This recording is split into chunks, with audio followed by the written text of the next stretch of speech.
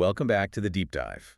Today we're doing something a little different. We're going to take a look at, of all things, a short children's story. It's called Snowshoe Magic. Kindness is the true treasure.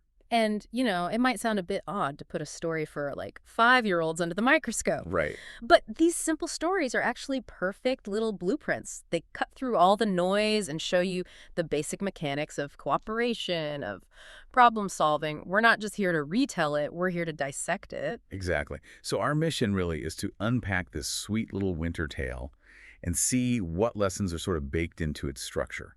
We want to understand how it connects everything observation, individual skills, and real teamwork into this one quest. And what's so fascinating to me is how the story teaches you in stages. It's a case study, really, in how you can teach strategy and teamwork using, the language of magic and snow. Okay, so let's set the scene. The story starts in a place called Maple Hollow. There's this soft, sparkly snow everywhere, which immediately kind of signals that something magical is about to happen.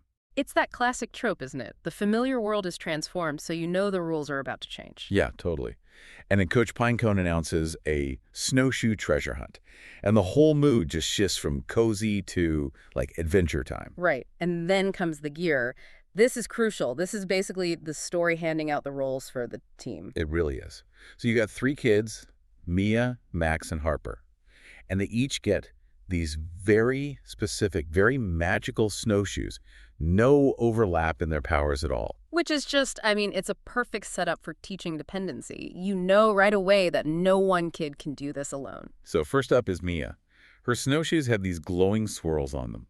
When she walks, she leaves these glowing footprints behind. And her special power is that they bounce. So she's your trailblazer. She's got the verticality, the ability to get up high and see things. But that bouncing, it probably means she's not the most stable, right? Exactly. She's the initiator. Then you have Max. His shoes are covered in these little snowflake buttons, and they let him float just a few inches off the ground. Okay, so he's the opposite. He's mobility. He's precision. In a snowy, messy environment, being able to just hover, that's a huge advantage for delicate tasks. He's the steady hand. And finally, Harper. Her snowshoes have rainbow straps that shimmer, and they change color with every step she takes. Ah, so she's communication. Her job isn't physical, it's about signaling. She's the one who's going to coordinate the other two. It's brilliant. The moment they put them on, they hear this cheerful little boing sound with every step. I love that detail. Me too. And Max is the one who yells, "Snowshoes! Yeah. Magic edition!" So, okay, the team is geared up. They're ready. And this is where the story shows that just having the cool gear isn't enough. You have to actually pay attention. Yes. The first clue is all about that. It appears on a frosty tree trunk, and it says, "Step where the sparkles fall." So they can't just bounce and float around for fun. They have to stop. They have to look. They have to notice these tiny swirling snowflakes and see where they land. It's a lesson in paying attention to your environment. And of course, when they do that, the snow opens up and reveals this shimmering trail of powder. The reward for paying attention is immediate. Which is a great way to teach that lesson, but it also introduces this idea of patience, doesn't it? You have to wait for the signal before you can act. That's a great point. They could have just gotten distracted by their fun new toys. So clue 2 builds on that. It shifts from seeing to hearing. The clue says, "Listen for the tiniest bells." So now they have to switch senses, go from looking to listening, and they hear this faint jingle, jingle, jingle, jingle sound. And it leads them to a family of snow bunnies who are all wearing little bells, and their magic snowshoes start following the bunnies like eager puppies. So the gear helps them once they've figured out the clue. It assists their skill, it doesn't replace it. Right. And the bunnies lead them across a frozen pond where they see the third clue shining just under the ice. And you just know this is going to be the big one, the one where they have to put it all together. It is. This is the real test. The third clue is, find the animal who lost its shadow. Wow. Okay, so now the problem isn't a path or sound. It's a person.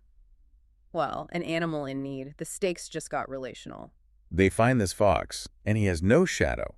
He tells them the winter wind just snatched it away. And they can see it, dancing way up high in the breeze. Impossible for any one of them to get. So here we go. This is the project. The shadow is the goal, and they need a strategy to retrieve it. This is where it gets so good. So Mia, our bouncer, She uses her shoes to leap up really high to get close to the shadow. She gets them in range. She provides the initial push, the vertical access, but she can't control it, right? She's just bouncing. Exactly. So that's where Harper comes in. She uses her color-changing straps to signal. She's like the air traffic controller directing the shadow, showing everyone its exact position as the wind blows it around. She's providing the real-time data. Without her, Mia is just jumping blindly, and Max has no idea where he needs to be. And that brings us to Max, our floating specialist. He hovers perfectly still, waiting. He has to be the steady one. And using Harper's signals, he gently guides the shadow back down to the fox. It's a perfect sequence. Initiation from Mia, coordination from Harper, and then the stable, careful delivery from Max. Flawless execution. It's just, yeah, it's a perfect diagram of teamwork. And the fox is so grateful, and he says, "Thank you. The treasure awaits you. The reward comes from the act of helping." The mission wasn't to find treasure. It became about service. That act of kindness, that was the real key to the puzzle. And that leads directly to the final clue. The ground starts to glow, and written in the snow are the words, "Kindness is the key." And that just reframes the whole adventure. It's not about being the strongest or the cleverest. The winning metric here is empathy. So the ground opens up, and there it is, a beautiful winter chest made of ice and silver. And this is the moment, right? The story sets you up to expect gold, jewels, the usual treasure. But the text is very clear. It was not gold, not jewels. That's not what they find. Yeah. Which is such a powerful move. It forces you to ask, well, then what's actually valuable? And what was inside was warm, fuzzy mittens, packets of hot cocoa, and friendship bracelets. Ah, so things that represent warmth, connection, sharing. Yes. And there were little notes inside that said, "The true treasure is how you help each other." So the real return on their investment wasn't something material. It was what we might call, relationship capital. It's the feeling of success from working together. The story just brilliantly redefines treasure as an internal reward, not an external one. And as soon as they realize that, the glow from their snowshoes fades away. The job was done. Because they don't need the magic anymore. They've learned the real magic, which is collaboration. The tools served their purpose. So wrapping up this surprisingly deep dive, I think the big takeaways are about how to use different skills together. It's about looking past the shiny object, the gold, and valuing the process, the fuzzy mittens. Absolutely. The magic was just a vehicle. The destination was mastering teamwork. And that really raises a question for all of us, in our own complicated adult lives. We're always chasing these big, glittery treasure chests, right? The promotion, the bonus, whatever.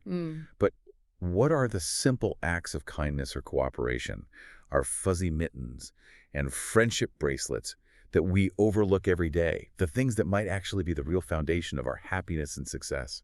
And you can even apply it professionally. I mean, how many times do we focus on one person's star power, Mia's bouncing, without building in the systems for communication and stable delivery for Harper and Max? What opportunities are we missing because we're all chasing our own gold instead of building a real connection? Realizing that kindness is actually a form of efficiency. Well, that's the real snowshoe magic, isn't it? That is a perfect thought to end on. Thank you for diving deep with us into snowshoe magic. We'll see you next time for another deep dive.